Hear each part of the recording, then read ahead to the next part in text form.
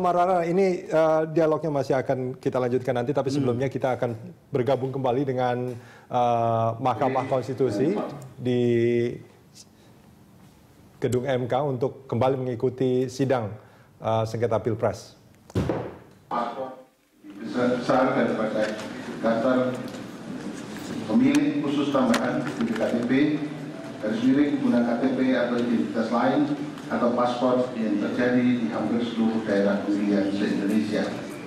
Untuk membuktikan dalilnya, pemohon mengajukan alat bukti surat tulisan yang ditandai P1 sampai dengan P4.92.53 serta saksi-saksi yaitu Mosoleh, Basuki Bagusalam dan seterusnya sampai Ari Hadi Basuki Wibowo serta ahli Dr. Margarito Kamis SMH, Dr. Rasid Saleh MSc, Dwi Martono Arianto, dan Said Salahuddin SH.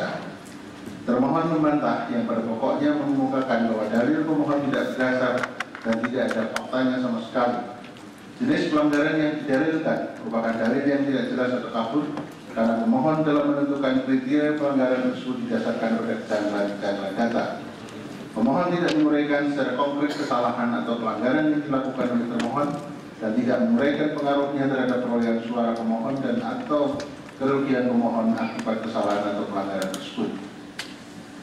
Selain itu, pemohon juga tidak menjelaskan pelanggaran tersebut dilakukan secara terstruktur, sistematis, dan masif sehingga berpengaruh pada perolehan suara.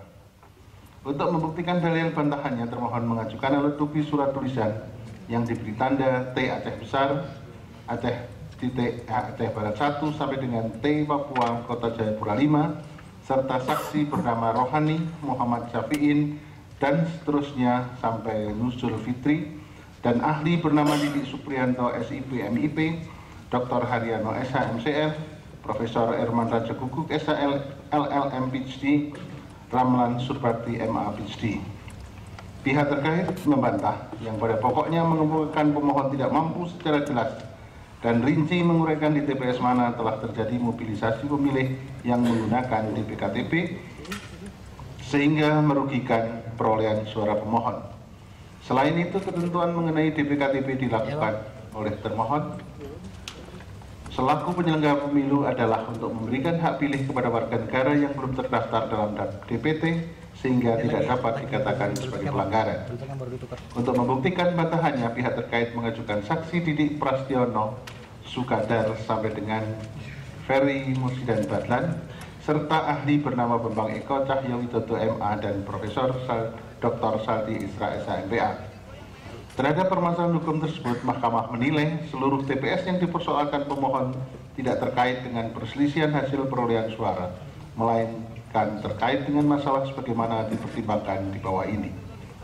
Terhadap keempat masalah tersebut, setelah Mahkamah mencermati bukti-bukti yang diajukan oleh pemohon dan termohon, Mahkamah mempertimbangkan bahwa memang benar bahwa terdapat perbedaan antara pengguna hak pilih dengan jumlah suara sah dan tidak sah, walaupun tidak seluruh data yang diajukan oleh pemohon adalah benar. Akan tetapi karena pemohon tidak mengajukan formulir D1 sebagai data pembanding, apakah kesalahan pencatatan dalam formulir C1 tersebut sudah atau belum diperbaiki atau dikoreksi pada rekapitulasi di tingkat atasnya, sehingga Mahkamah tidak dapat memastikannya. Dari data C1 tersebut ternyata para saksi pemohon maupun pihak terkait tidak ada yang mengajukan keberatan, sehingga Mahkamah berkeyakinan bahwa kesalahan pencatatan tersebut bukanlah kesalahan yang disengaja, yang dimaksud untuk menguntungkan salah satu pihak atau merugikan pihak lain. Saksi pemohon yang bernama Riono Eskel dan Yanuar Arif Wibowo yang memberikan kesaksian dalam sidang Mahkamah juga memastikan bahwa yang dipersoalkan bukan mengenai perolehan suara masing-masing pasangan calon, walaupun diakui ada hubungannya. Berdasarkan pertimbangan tersebut, Mahkamah tidak menemukan adanya pelanggaran yang dilakukan oleh termohon dan atau pihak terkait yang terstruktur, sistematis, dan masif yang menguntungkan salah satu pasangan calon, sehingga dalil tersebut tidak beralasan menurut hukum. Adapun mengenai masalah pengguna hak pilih dalam DPT B atau pemilih dari TPS lebih besar dari data pemilih terdaftar dalam daftar pemilih tambahan dan DPKTP dianggap telah dipertimbangkan oleh Mahkamah pada paragraf 3.23, oleh karena itu tidak perlu dipertimbangkan lagi. mengenai 2152 TPS, pemohon memperoleh 0 suara. Menimbang bahwa pemohon mendalilkan pada pokoknya terdapat 2152 TPS dengan jumlah DPT keseluruhan 665.905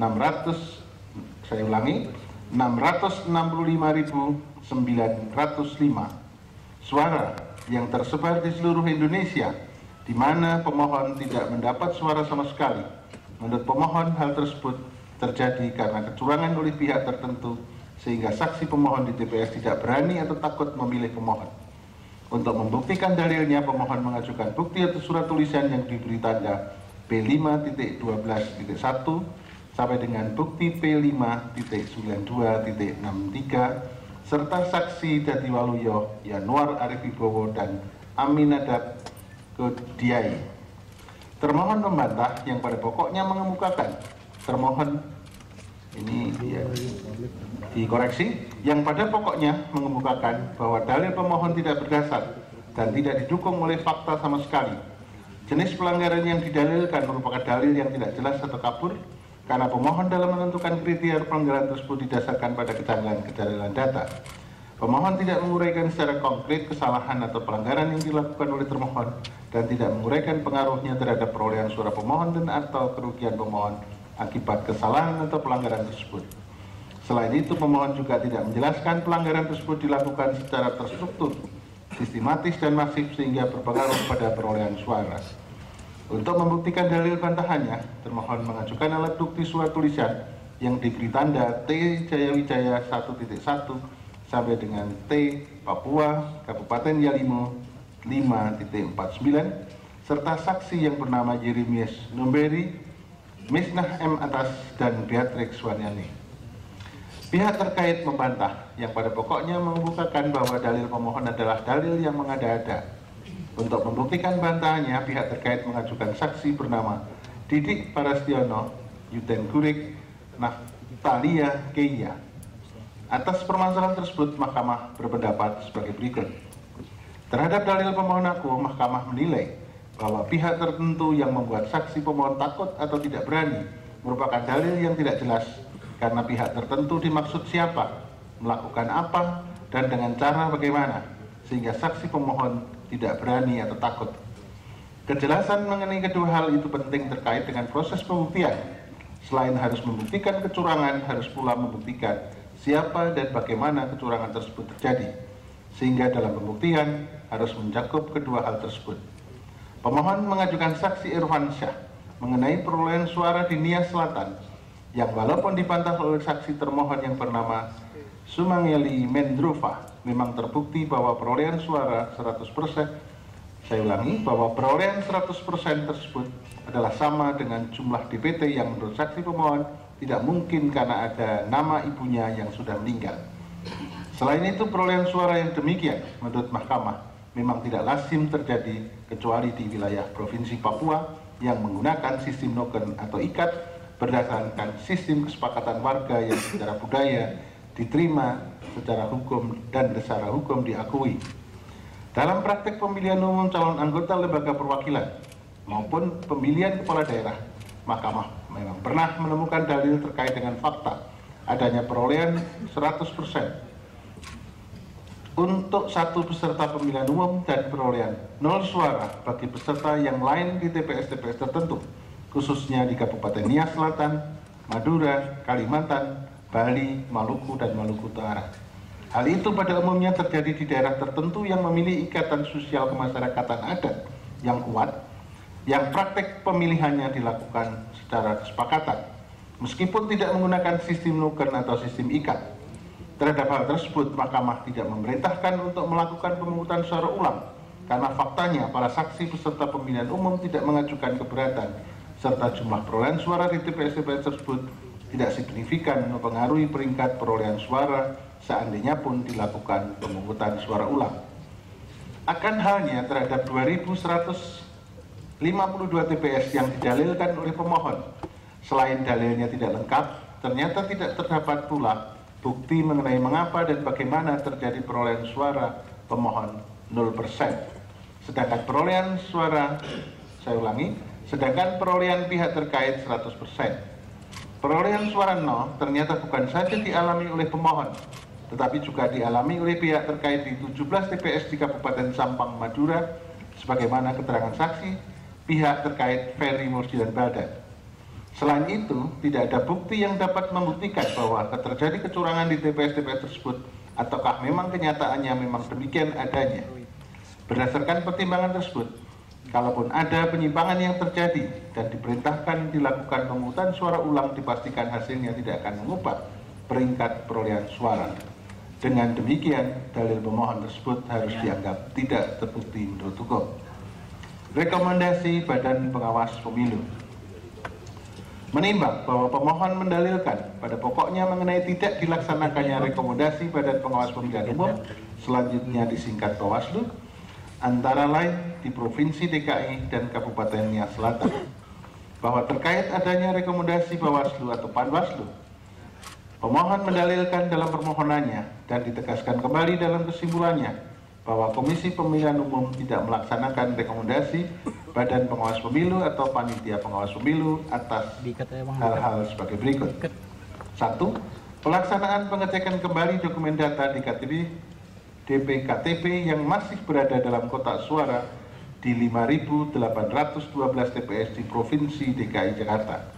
2. Pelaksanaan 27 rekomendasi Panitia Pengawas Pemilu untuk 27 kecamatan agar diselenggarakan pemungutan suara ulang pada sejumlah TPS di sejumlah kecamatan dan desa Kabupaten Nias Selatan, Provinsi Sumatera Utara. 3. Penelitian dan pencermatan status DPKTP di 6 kabupaten kota di Provinsi Jawa Timur.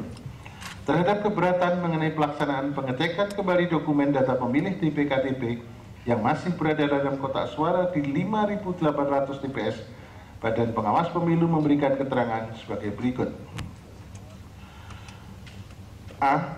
Terhadap laporan pemohon yang diterima Bawaslu Provinsi DKI Jakarta, Bawaslu mengeluarkan rekomendasi bahwa di 580, saya ulangi, di 5.812 TPS perlu dilakukan cross-check dokumen data pemilih DPKTP yang datanya tersebut masih berada di dalam kotak suara.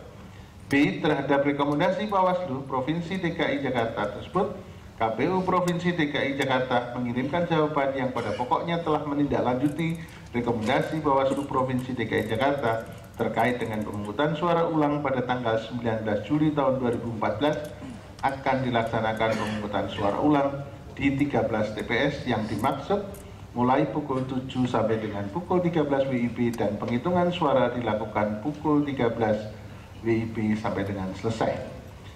Menindaklanjuti surat KPU Provinsi DKI Jakarta tersebut, selanjutnya